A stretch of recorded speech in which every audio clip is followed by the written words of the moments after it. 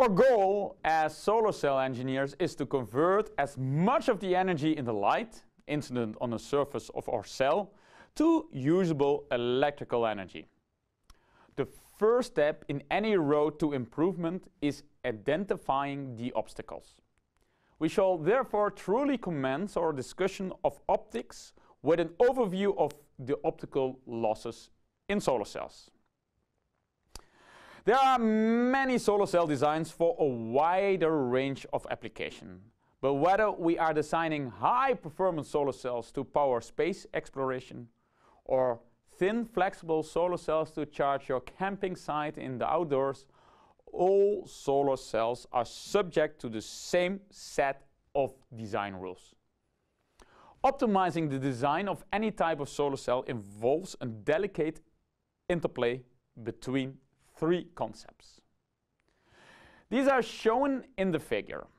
Spectral utilization aims at using as large a fraction of the incident solar spectrum as possible. Bandgap utilization involves the collection of the generated charge carriers. It therefore considers the electrical losses in solar cell which determine the voltage generated in reference to the bandgap.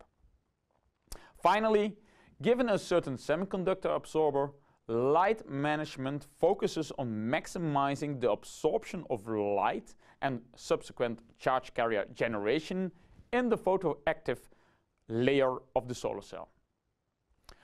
The bandgap utilization has been discussed earlier in this course. Therefore, in this video, we will focus on the spectral utilization and next on light management. The learning objective for this video is to understand the loss mechanisms that limit the spectral utilization of a solar cell. We will learn how this fundamental limit depends on the absorber material and how to calculate the fraction of solar spectrum that can be utilized. Finally, we will look at the optimal bandgap energy for a single junction solar cell. Any single junction solar cell can only utilize a fraction of the incident energy. To visualize this, we take a look at the band diagram of a semiconductor material. The blue box represents the valence band. The valence band contains the allowed energy of the bound valence electrons in the semiconductor material. The yellow box represents the conduction band, which contains the allowed energy levels of the unbound electrons. The space between the valence and conduction band represents the bandgap. The green line is an incident photon. As we recall, the photovoltaic effect involves the absorption of a photon with an energy that is at least equal to the bandgap energy. This excites a valence electron from its bound state in the valence band to the conduction band. The excitation of an electron leaves a hole in the valence band, denoted by the blue circle. Of course, not all incident photon energies are exactly equal to that of the bandgap.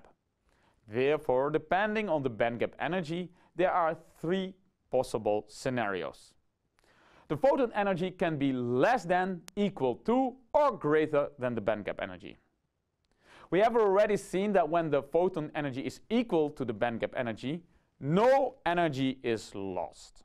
Let's now consider photons with energy less than the bandgap energy. These photons do not have enough energy to excite an electron from the valence band to the conduction band. Since there are no allowed energy states in the bandgap, these photons simply pass through the semiconductor material. The semiconductor material is essentially transparent to the photons with an energy lower than its bandgap. We call this a non-absorption loss. If, on the other hand, a photon has an energy greater than the bandgap energy, some of its energy is lost as well. Upon absorption of a photon, the valence electron will be excited high into the conduction band. Shortly after excitation, however, the electron will relax back to the conduction band edge. The excess energy is thereby converted into thermal energy. This thermal energy is in fact a loss, since that energy can no longer be utilized as electrical energy after charge carrier collection. This process is called thermal relaxation or thermalization. To put it simply, if a solar cell absorber has a band gap of 1.1 electron volts and a photon of 1.6 electron volts excites an electron hole pair, then the solar cell can only utilize a maximum of 1.1 electron volts from that photon. 0.5 electron volts of the energy are therefore lost to thermalization. In later videos we will see that this is an upper limit and solar cells actually extract less than that, but this is a good way to understand the losses that occur due to thermalization. From these two effects, non-absorption and thermalization, we can see that there is a trade-off when selecting the band gap of a solar cell. If the band gap is too large, much of the solar spectrum will pass through the solar cell due to non-absorption. If the band gap is too small, the solar cell will indeed absorb a lot of light. Much of the energy of that light, however, will be lost due to thermalization. So, how large exactly are these losses? We can determine that using this equation. It shows the fraction of incident energy that the solar cell can use, indicated by P use, as a function of its band gap energy. Lambda g denotes the photon wavelength that corresponds to the band gap energy of the absorber material of the solar cell. By integrating the spectral photon flux over all absorbed wavelengths and multiplying it by the band gap energy, we find the amount of usable energy. The fraction of usable energy is then determined by dividing with the total amount of incident energy. This figure gives an impression of the usable fraction. The spectral irradiance of the AM 1.5 spectrum is illustrated by the yellow area. The red area illustrates the fraction of energy that can be used by a single junction crystalline silicon solar cell. Such a solar cell has a band gap of 1.12 electron volt, which corresponds to a wavelength of roughly 1100 nanometers. Much of the energy in the short wavelength range in reference to the band gap energy is lost due to thermalization. In the long wavelength spectrum, the losses are caused by non-absorption. This figure visualizes the trade-off between using an absorber layer with a large or a small band gap energy. This figure shows the fraction of usable energy as a function of the band gap of the energy of the material.